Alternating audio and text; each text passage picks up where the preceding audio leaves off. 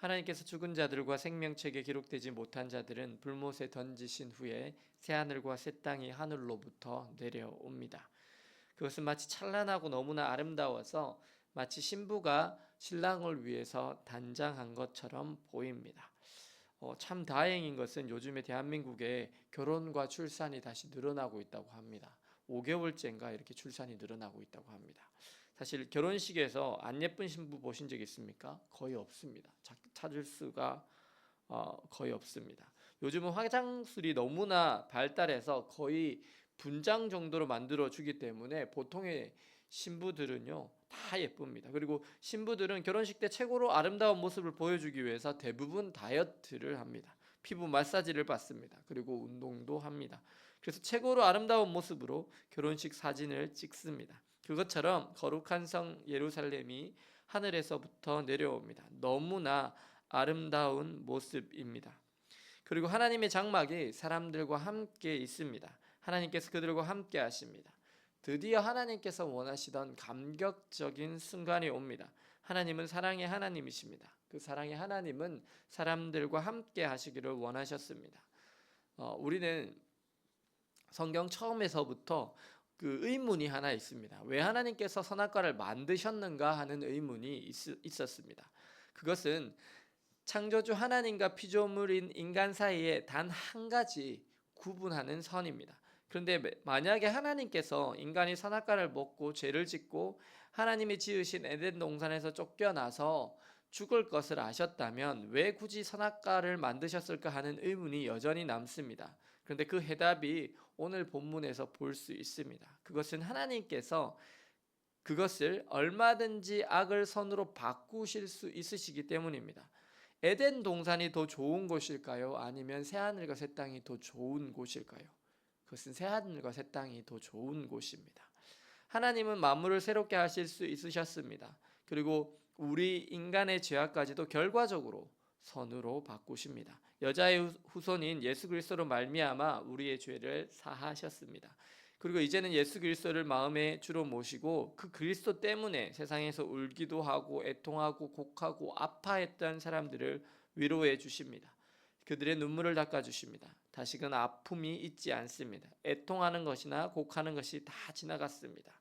이제 그들 가운데 하나님께서 기쁨을 채워 주십니다. 그리고 생명수 샘물을 값없이 마시게 하십니다. 영원히 산다라는 뜻입니다. 그리고 하나님은 우리의 하나님이 되시고 우리는 그분의 아들이 될 것입니다. 근데 그 뒷부분의 말씀이 충격적입니다. 두려워하는 자들과 믿지 아니하는 자들과 흉악한 자들과 살인자들과 음행하는 자들과 점술가들과 우상 숭배자들과 거짓말하는 모든 자들은 불과 유황으로 타는 못에 던져지리니 이것이 둘째 사망이라고 말씀하십니다. 아니 새하늘과 새 땅에 어떻게 이런 사람들이 지금 존재합니까? 이들은 변질된 것일까요? 이들은 어떻게 하나님의 준엄한 이전의 그 심판을 피했을까요? 예수 그리스도를 영접하고 믿기만 하면 낙원에 갑니다. 근데 우리가 영접을 한 사람 중에서 그들의 삶이 여전히 바뀌지 않고 단지 죽기 직전에 영접만 하고 죽은 사람들이 있습니다. 그럼 이들은 일단 어떻게 될까요? 낙원에는 가는데 그들의 삶이 바뀌었을까요? 전혀 바뀌지 않았어요. 그러면 그들은 첫째 사망은 면했지만 여전히 새하늘과 새 땅에 있겠지만 그들의 옛 습관을 버리지 못한 거예요. 그래서 그들은 살인, 음행, 점수를 하고 우상 숭배를 하고 거짓말을 할 수도 있다라는 것입니다. 그들이 여전히 예수를 영접했음에도 삶이 바뀌지 않은 것이죠. 하나님께서는 지금 공의로 새하늘과 새 땅을 다스리기에 이들을 가만히 두실 수 없으십니다. 그래서 이들을 불과 타는 유황의 못에 던지십니다. 그리고 이것이 왜냐하면 그들은 이미 한번 죽었었죠. 근데 이제 둘째 사망입니다.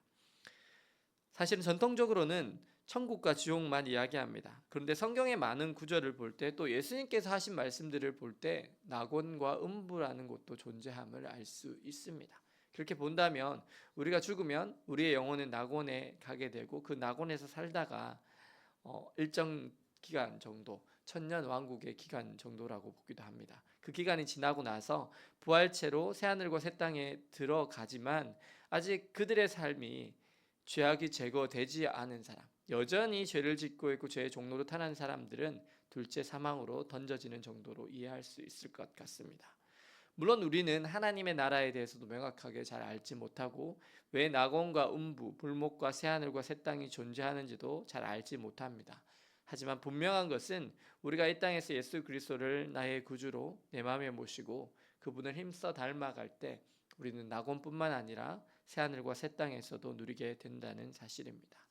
비록 예수 때문에 손해보고 예수 때문에 울고 예수 때문에 고난받는 일이 이 땅에서 있더라도 하나님의 나라를 바라보며 믿음으로 이겨내심으로 마지막 날 하나님의 나라에서 주님께서 우리의 눈물을 닦아주시고 다시는 아픔과 고통과 눈물 없이 기쁨으로 주님을 경배하는 삶 살아가시는 저와 여러분들 되시기를 예수님의 이름으로 축원합니다. 기도하시겠습니다. 사랑과 은혜의 주님, 오늘 백보자 심판 이후에 하늘에서 새하늘과 새 땅이 내려오는 것을 봅니다. 단장한 신부와 같이 눈부신 아름다움으로 하나님께서 우리에게 주시고 그것은 이전에 에덴 동산의 아름다움보다 훨씬 더 아름답고 좋은 곳임을 봅니다. 주님, 저희가 이 땅을 살아갈 때에 오직 예수 그리스도를 따라 살아감으로 낙원에서도 새하늘과 새 땅에서도 하나님의 선하심과 다스리심을 기쁨으로 찬양하게 하여 주옵소서. 예수 그리스도의 이름으로 기도드립니다. 아멘.